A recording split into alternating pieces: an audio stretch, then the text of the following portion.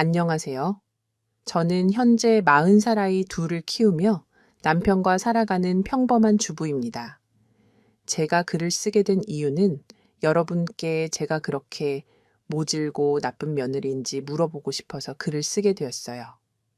현재 우리 가족은 시댁과 연을 끊은 상태거든요.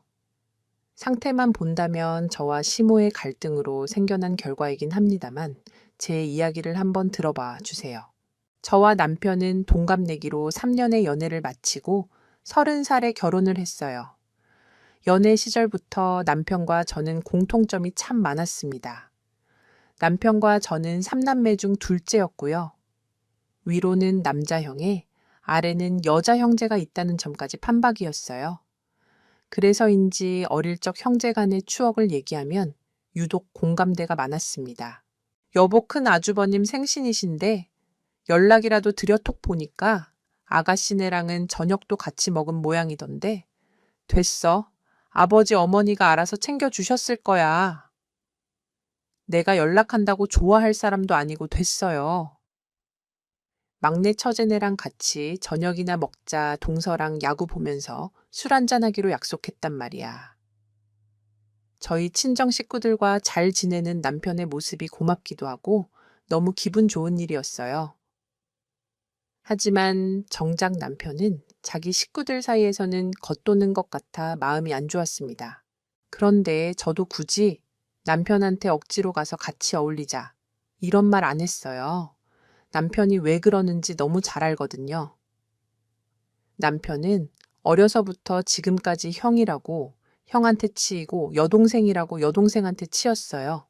그렇게 어쩔 수 없는 거 아니냐 하시는 분들이 계실 거라는 거 알아요. 저도 연애 시절에 남편한테 그렇게 얘기했었거든요. 뭐 그런 걸 아직도 담아두냐고 그런데 결혼을 약속하고 시댁을 왕래하면서부터 알게 되었습니다. 그리고 남편에 대한 편애는 저에게까지 이어졌어요. 얘, 너희 큰형네 가져다 줄 김치 좀 담게 주말에 내려와라. 이번 주말에요. 그래, 그럼 이번 주말이지 언제겠니? 너희 큰형네 김치를 다 먹었다더라고. 아침 일찍 개야 해.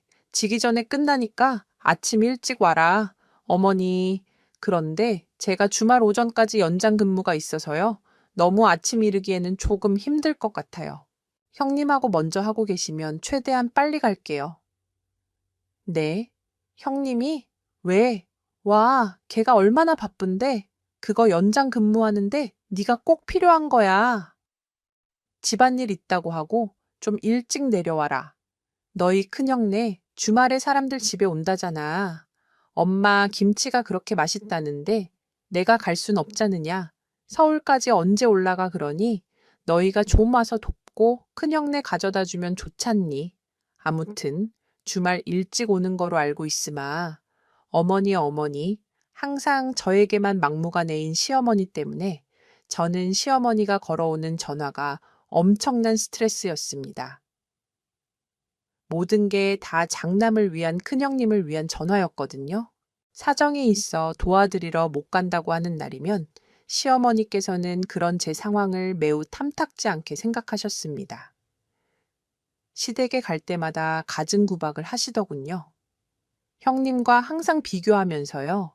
너희 큰형은 서울에 있는 대학 나와서 교수님 소리 들어가며 대학생들 가르치고 얼마나 대단하냐. 나는 우리 장남이랑 큰 며느리 때문에 어디를 가도 어깨가 쫙쫙 펴진다 글쎄.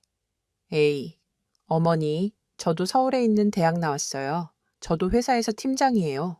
제 나이에 팀장으로 진급하는 게 얼마나 힘든 일인데요. 너랑 큰애가 같냐? 너희 둘은 그냥 달라? 큰애 걔는 얼마나 고상하냐? 거기에 비하면 너는 어휴, 무슨 여자가 그렇게 일에 목을 매 사는지. 너희는 부부가 둘이 그렇게 회사 일에 목을 매는데 또 친정에서 해준 거 아냐? 너희 큰형네는 자기들 돈으로 제 집 장만 떡하니 하고 얼마나 보기 좋냐? 에이, 어머니, 저도 어머니 며느리예요. 그렇게 말씀하시면 저 너무 서운해요. 이것 봐, 너희 큰형이 나한테 어디 말대꾸 한번 하디 이게 교양 차이야 그래요. 저희 큰아주버님, 의사 큰형님 교수 일하시는 거 맞아요. 그런데 저희 신랑과 저 IT 계열 대기업 다니고 있어요. 교수랑 의사가 얼마나 버는진 몰라도 남들한테 손 뻗지 않고 여유 있게 살아갈 만큼은 벌어요. 큰아주버님 집이요. 저희 시댁에서 해준 거 저희 남편이랑 저 알고 있었어요. 장남이 집 하나 못 해가면 여자 집에 가서 기죽는다고 해주셨거든요. 그런데도 항상 이런 식으로 말씀하시니 시어머니하고 저의 관계는 좋을 리가 없었습니다. 남편은 저한테 굳이 시댁에 내려가지 말자고 했지만 그래도 내가 살갑게 하면 남편도 집에서 사랑받을 수 있겠지 하는 마음에 넉살 좋게도 웃으며 다녔습니다. 결혼 준비하며 시어머니께 버럭한 사건 빼고요. 결혼식은 너희가 알아서 해. 너희 결혼인데 뭐 대신 너희 형네가 했던 것보다는 약속하게 해라. 형보다 시끌벅적하게 하면 남들이 봤을 때 저 집은 장남보다 둘째가 더 돈을 잘 버는가 보다. 뭐 그런 소리 나올 거 아니야. 그럼 형 입장이 뭐가 돼? 저희가 결혼한다고 찾아뵙을 때 시어머니가 처음 하신 말이었어요. 이것뿐인 줄 아세요? 결혼식 준비 내내 서울로 쫓아와 따라다니셨습니다. 온갖 것을 다 참견하셨어요. 자기야 난 이 디자인 좋은데 어때? 응? 내가 봐도 이게 잘 어울리는데 이걸로 하자 저기요. 아가씨, 이 사진보다 더 차분한 거로 보여줘요. 엄마, 저희 결혼식이잖아요. 저희가 알아서 할게요. 너희들은 생각이 있는 거냐, 없는 거냐? 너희가 너희 형네보다 요란스럽게 하면, 그럼 남들이 봤을 때 저 집은 장남보다 둘째가 더 돈을 잘 버는가 보다. 뭐 그런 소리 나올 거 아니야. 그럼 형 입장이 뭐가 돼? 제가 드레스를 고를 때도 큰형님이나 결혼식 사진을 들고 오셔서 참견하셨어요. 큰형님이 입었던 드레스보다 화려하거나 튀면 안 된다고요. 남편이 입을 예복 역시 장남인 큰형보다 좋으면 안 된다고 하시더라고요.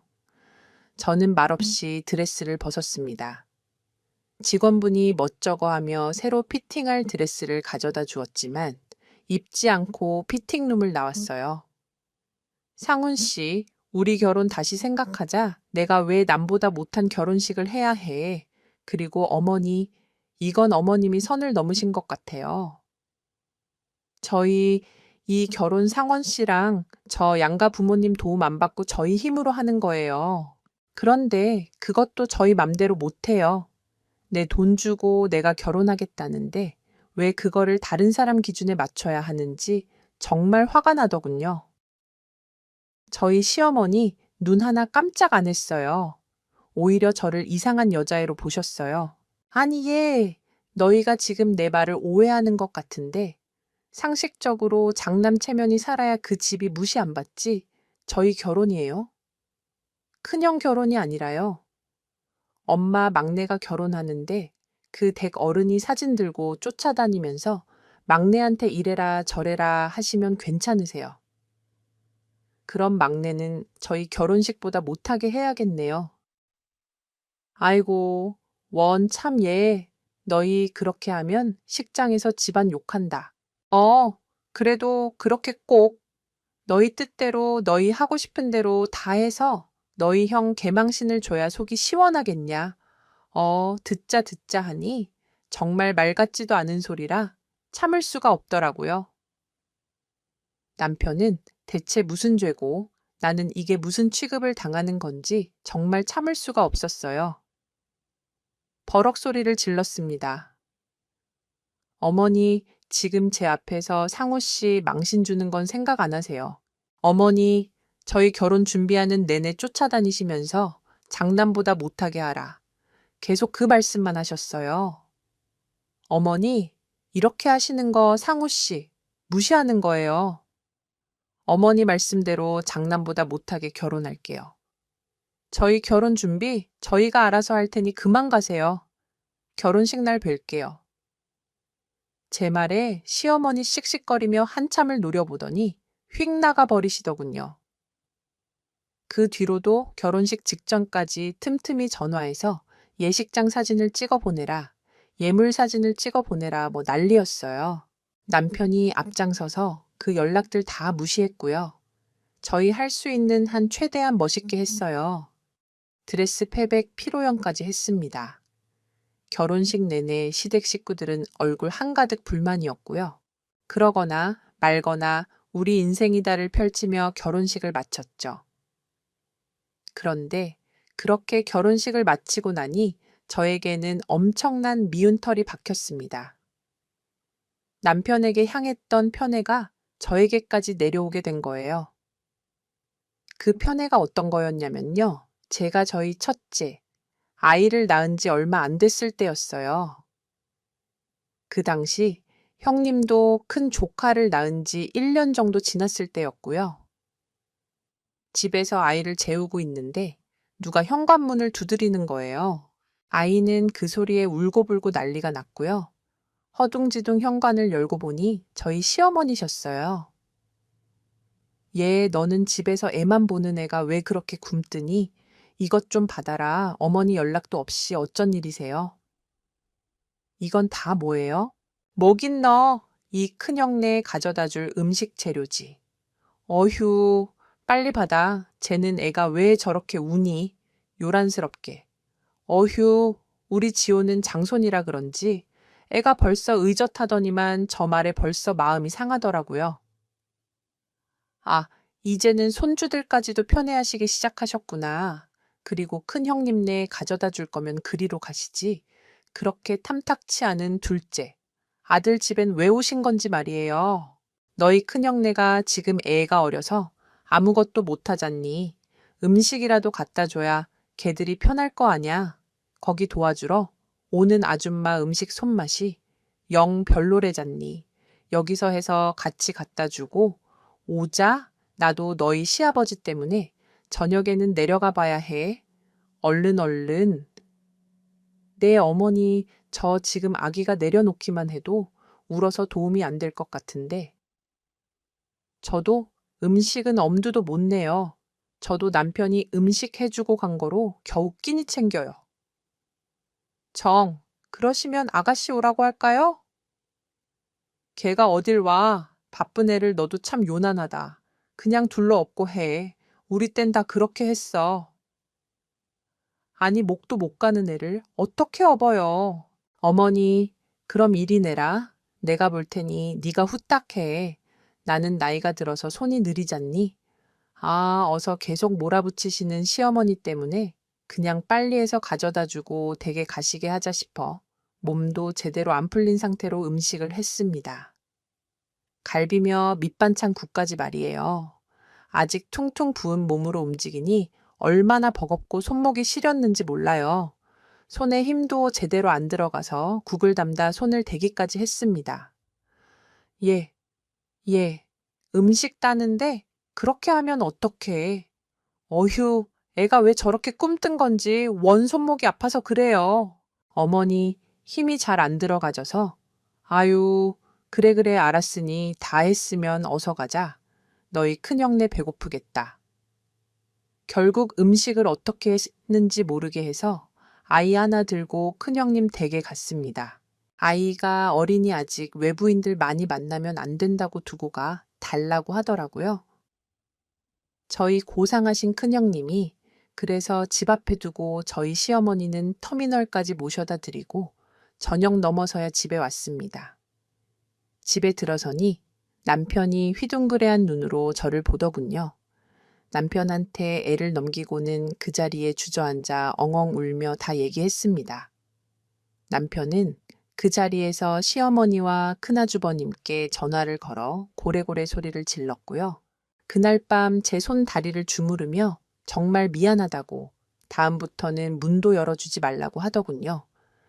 하루는 남편이랑 같이 맥주 한 캔 하면서 텔레비전을 보고 있었는데 텔레비전에 연예인들이 나와 시간 내 구간을 통과하는 그런 게임을 하고 있었던 것 같아요.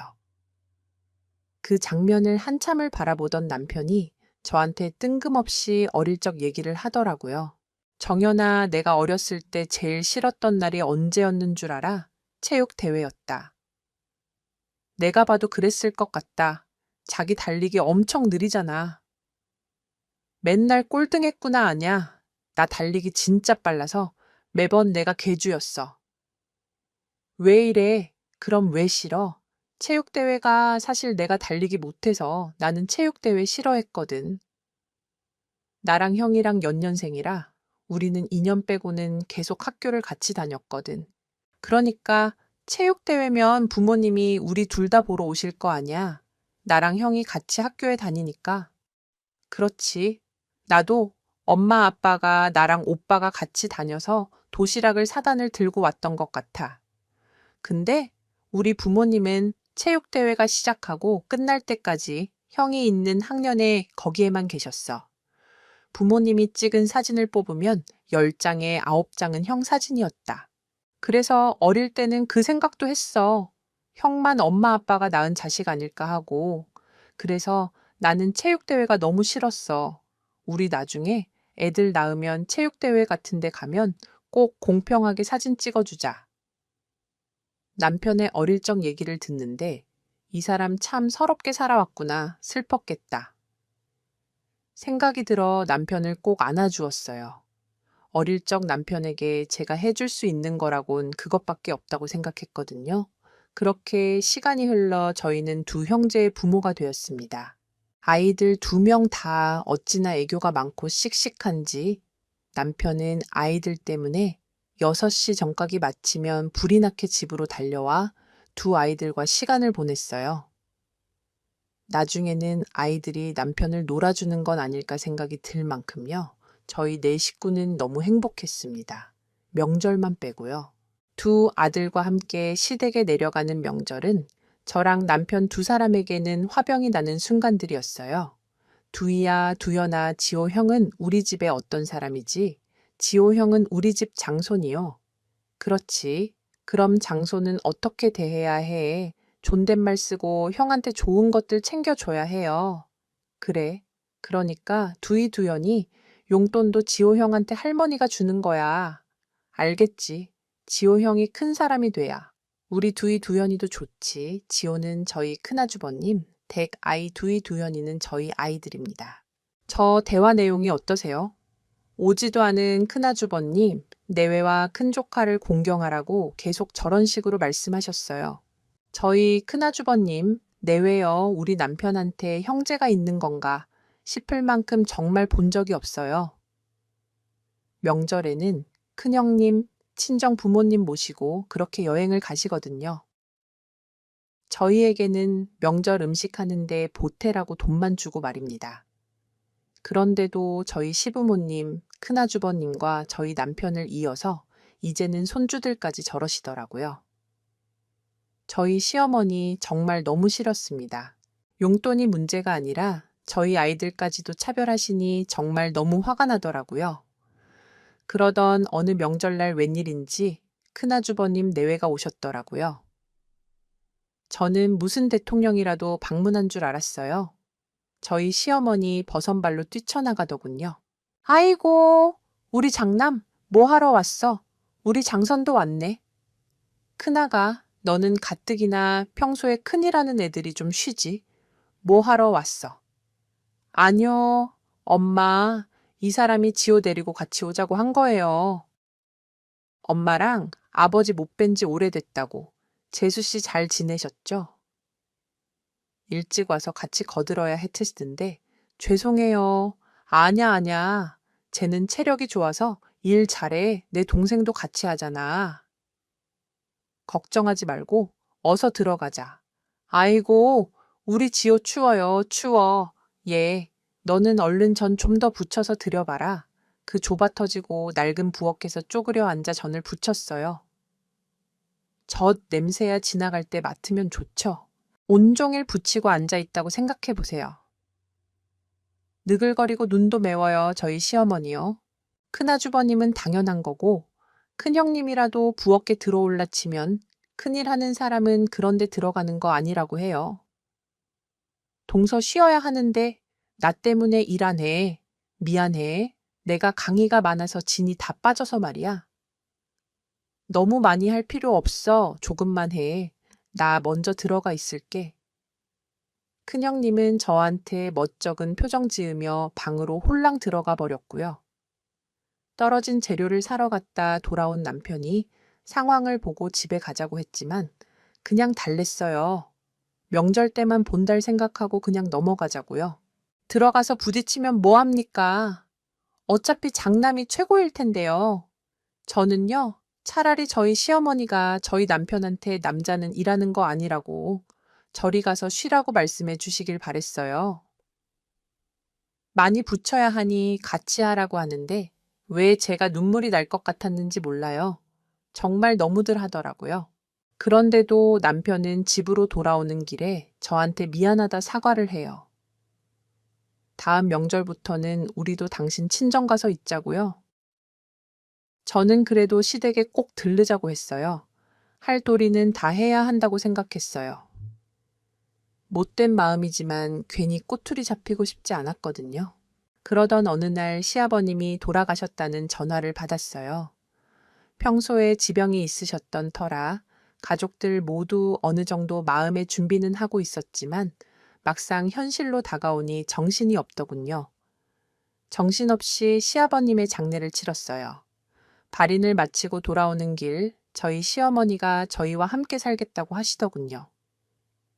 시아버님도 안 계시는 고향에 혼자 살기 싫으시다고요. 당신 나이 70이 넘었는데 살아봤자 얼마나 살겠냐고 자식 곁에 살고 싶다고 하셨어요. 갑자기요. 이렇게나 갑자기 당신이 그렇게 애지중지하던 장남댁에는 왜 안 가시고 우리 집에 오신다고 하는지 저는 이해가 되질 않았어요. 남편도 같은 생각인 듯 했고요. 엄마, 우리 집은 공간이 좁아서 오시면 지내시기 불편하실 거예요. 형네 집에 가서 지내시는 게 엄마 지내시기에 훨씬 편하실 거예요. 거짓말이 아니라 저희 네 식구가 사는 집은 방이 3개입니다. 저희 부부방, 아이들 침실 하나씩 쓰고 나면 살림살이는 베란다에 보관해야 했거든요. 그런데 저희 어머니 아이들 둘이 한 방을 쓰고 나머지 한 곳을 자기에게 주면 되지 않냐고 하시더라고요. 불가능한 건 아니에요. 그렇지만 아이들이 쓰던 공간을 다시 합치고 그 방을 시어머님 방으로 만들 생각을 하니 이래저래 복잡해지더라고요. 아이들도 분명 같은 방을 쓰면 더 투덕거릴 테고요. 그렇지만 저희 시어머니 아주 완강하셨어요. 곧 죽어도 우리 집에 오셔야겠다네요. 그 옆에 있던 저희 큰아주버님 내외 아주 조용하시더라고요. 미리 어머니께 눈치를 주신 것 같았어요. 아가씨는 당연히 남편 때문에 안 된다고 했고요. 그런 자식들을 보자니 저희 시어머니가 불쌍하게 느껴지더군요. 여보, 우리가 어머니 모시자. 어머니 혼자 계시게 하는 것도 마음에 걸려 제 말에 남편은 괜찮겠냐고 저에게 재차 묻더라고요. 저는 괜찮다고 했습니다. 어머니 가까이에서 서로 살 부딪히며 지내면 사이도 더 가까워질 거라고 생각했어요. 그렇게 저희는 어머니와 함께 지내게 되었습니다. 그리고 제 시집살이도 그렇게 시작되었어요. 예, 너는 아무리 밖에서 일을 한다고 해도 그렇지. 반찬이 이게 뭐냐? 세상에 이걸 먹으라고 차린 거냐? 너는 여태껏 너희 남편에게 이렇게 먹였니? 엄마, 이게 뭐가 적어요? 이 사람이 자기 아침잠 줄여가면서 아침부터 얼마나 부지런히 내챘는데요. 아니, 그렇게 부지런 떨어서 한 게 이거면 살림을 다시 배워야 하는 거 아니냐? 아니, 이게 무슨 반찬이라고 어이구. 그래, 그냥 먹으마. 제가 중지 그릇에 간장 하나만 내놓고 식사하라고 한 것도 아니고요. 이쁘고 맛있게 차리진 못해도 나물 반찬 2가지 생선구이, 국 겉절이 마른 반찬 이렇게 내드렸어요. 그것도 아침에 그때그때 해서요. 저런 식의 반찬 투정을 매 끼니마다 하셨습니다. 그럴 때마다 남편은 그러지 마시라 얘기했고요. 계속 이런 대화의 반복이길래 제가 하루는 대놓고 여쭤봤어요. 어머니 큰형님 댁에서 식사하신 적 있으시냐고요? 그랬더니 없으시대요. 대신 큰아이는 자기를 모시고 유명 한정식 집만 다녔대요. 12척 반상이 나오는 한정식 집만 골라 다니셨다고 참 허탈하더라고요. 죽어라. 아침잠 줄여가며 어떻게든 그때그때 음식을 해 들여온 것보다 1년에 한두 번 밖에서 식사 대접한 게 어머니한테는 더 큰 효도구나. 그 뒤로 12처 반상은 못해도 8처 반상이라도 하려고 애썼습니다. 그런데도 어머니는 계속 타박이셨어요. 뿐이었는 줄 아세요. 너희 큰형네는 이런 거 안 먹는다더라. 큰형에게 연락이라도 온 날이면 장남은 장남이다. 이렇게 엄마 걱정을 하질 않냐? 큰아들내였으면 돼지고기가 아니라 소고기 먹었을 텐데 이러시면서 말끝마다 장남 그놈의 장남 소리셨어요. 그럴 때면 그냥 네 어머니 죄송해요. 저희 다음 주에 같이 맛있는 거 먹으러 가요. 이러면서 그저 죄송하다고 했어요. 굳이 부딪히고 싶지 않더군요. 하루는 퇴근하고 남편과 같이 들어왔는데 어머님이 아이들과 함께 거실에서 뭘 담고 계신 거예요. 저희는 어머님이 아이들과 놀아주시나 보다 생각했어요. 가까이 가서 다가가 보니 저희 아이들 장난감과 아직 뜯지도 않은 크레파스 스케치북, 아이들 생일 선물로 받은 책을 담고 계신 거예요. 어머니, 지금 뭐 하세요? 너희 애들 이거 쓰지도 않는다길래 너희 큰형네 가져다 주려고 한다. 애들도 장성 가져다 준다니 선뜻 주더라. 어째 저희 부모보다 애들이 더 낫네. 저한테 까탈스럽게 구시고 저의 남편한테 장남인 큰형님 얘기하는 것까진 참을 수 있었는데 아이들한테까지 그러시니 정말 화가 나더라고요. 지금 우리 애들한테까지 그러시는 거예요. 저희한테 했던 것처럼 얘가 왜 갑자기 소리를 질러 너한테 무엇을 했대 했는데 뭘 하시긴요. 어머니 저희 결혼 초부터 지금까지 계속 장남 그놈의 장남 소리 지겹게 하시더니 이제는 애들한테까지 그러세요. 저희 애들한테까지 장손 찾는 거 그만하세요. 지호만 손주예요. 저희 애들은요. 애들도 얘들도 어머니 손주예요. 앞으로 애들한테 장손 얘기 그런 말 같지도 않은 소리 하지 마세요. 장손이니까. 장솔이라고 하는 거고 당연히 장손을 잘 도와야 집안이 탄탄하지. 그리고 너 어디 어미한테 소리를 질러 소리 지른 건 죄송해요. 그런데 우리 애들한테까지 양보해라. 그런 소리 하지 마세요. 아이들은 어른들의 큰 소리에 놀라 그 자리에서 얼음이 되어 엉엉 울었어요. 저는 아이들을 달래 방 안으로 들여보냈습니다. 시어머니는 아이들이 그러거나 말거나 고래고래 소리를 치셨어요. 그러더니 큰아주버님께 전화하시더라고요. 자기 여기 못 있겠으니 데려가라고요. 그런데 이내 끊으시더라고요. 그리고 방에 들어가서 그냥 주무셨어요. 큰아주버님이요. 당연히 오지 않았습니다. 사람이 쉽게 변하나요? 저희 시어머니 그 뒤에도 아이들에게 끊임없이 장손 장남에 대해 주구장창 말씀하셨어요. 그렇게 시어머니의 장남 사랑은 꾸준했습니다. 그러던 어느 날 저에게 새 생명이 찾아왔어요. 두 아이를 낳고 한참 뒤에야 얻게 된 아이라 그저 감사하고 행복했습니다. 당연히 이 사실을 양가 부모님께 알렸어요. 저희 친정 식구들 잔치라도 벌일 기세였어요. 그런데 저희 시어머니 뭐라고 하신 줄 아세요? 아니, 너희는 젊은 애들이 그렇게 대책 없이 애를 싸질러 지금 그 나이에 애 낳으면 그것도 언제 키우고 세상에 무슨 애만 싸지르고 있어. 애들이 가뜩이나 지옥 그거 형제 하나 없어. 기죽어 있는 거 보면 가슴 아파 죽겠구만 난 모른다. 너희들이 싸주는 거 너희가 알아서 잘 키워 저 말 듣자마자 저요. 바로 애들 데리고 짐 싸서 친정으로 왔습니다. 남편한테는 정말 미안한데 당분간 어머니 얼굴 보고 싶지 않으니까 어머니를 큰형님 댁이든 아가씨 댁이든 가시라고 하라고요. 남편도 저에게 정말 미안하다며 어머니를 내보내겠다고 했습니다. 일주일 정도 지났을까요? 시어머니가 전화를 해왔어요. 본인이 말실수했다고 미안하다고 집에 이만 들어오면 안 되겠냐고요. 나이든 노인네가 갈 곳이 너희 말고는 어디 있겠느냐고요. 바보같이 저는 또 그 말에 마음이 약해져 집으로 들어갔어요. 한동안은 정말 평화롭고 조용하게 지냈습니다.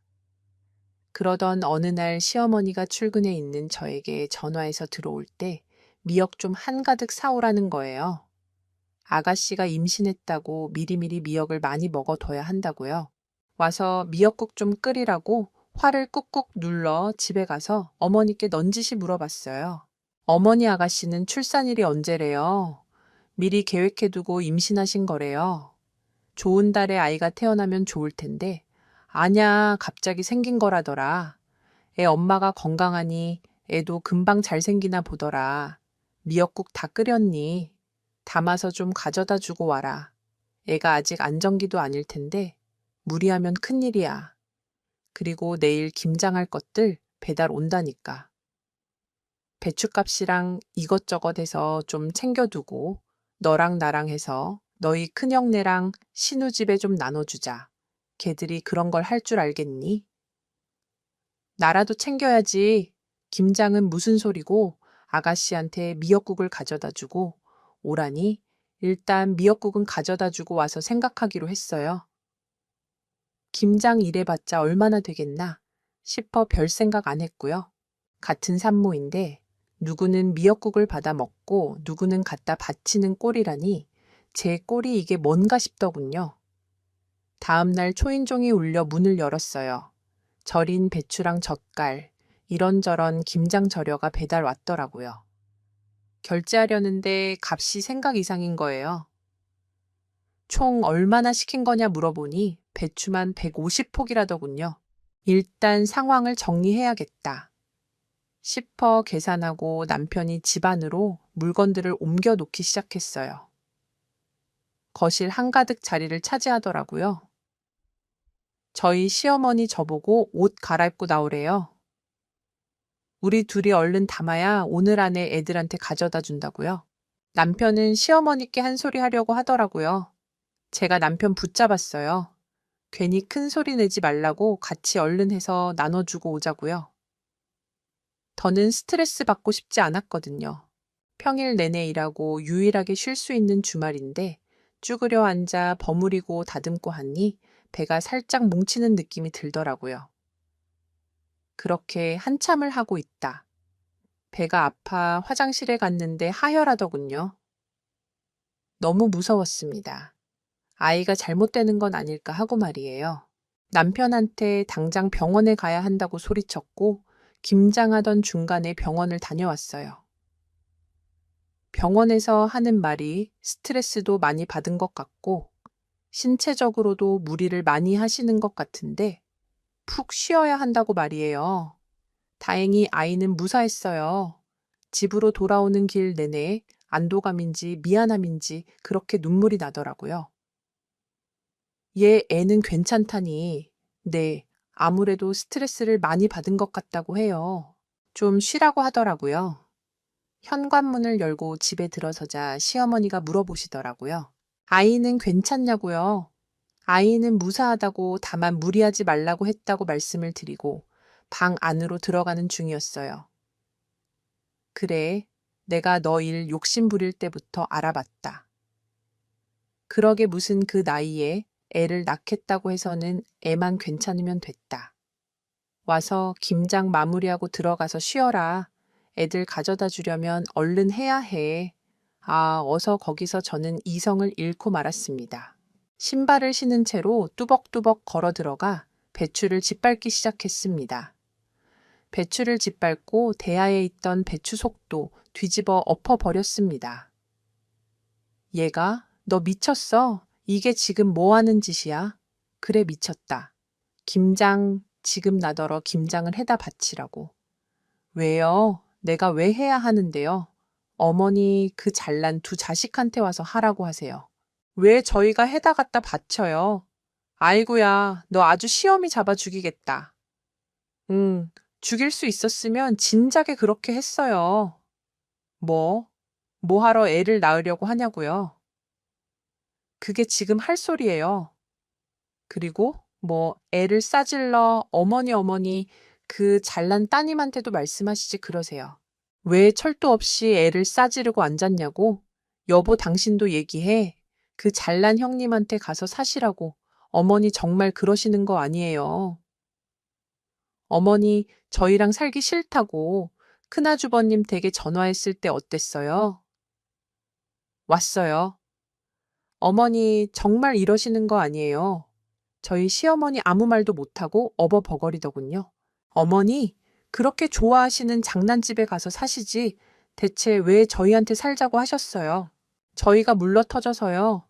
자기 부모한테 그렇게 찬밥 신세로 커왔으면서도 명절이면 가서 음식 해다 바치고 다 괜찮다고 하는 둘째, 아들이니까. 그렇게 해도 괜찮다고 생각하신 거예요. 너 이 약수 없는 년이 어디서 그딴 소리를 해. 저희 시모 제 뺨을 잇는 힘껏 후려치더군요. 저도 똑같이 저희 시모 뺨을 내리쳤습니다. 저희 신랑 그대로 시모 짐 챙겨 밖으로 내보냈어요. 어디다 대고 나를 왜 때려, 왜 때려? 나를 제가 어머니한테 못한 게 뭐예요? 저희 첫째, 낳고 몸퉁팅 불어서도 어머니 따라서 요리해서 큰형님 댁에 갖다 바쳤어요. 내 손목은 쑤셔서 부들부들 떨리는데도 다 해다 바쳤다고요. 그때 어머니 나한테 뭐라고 했어요?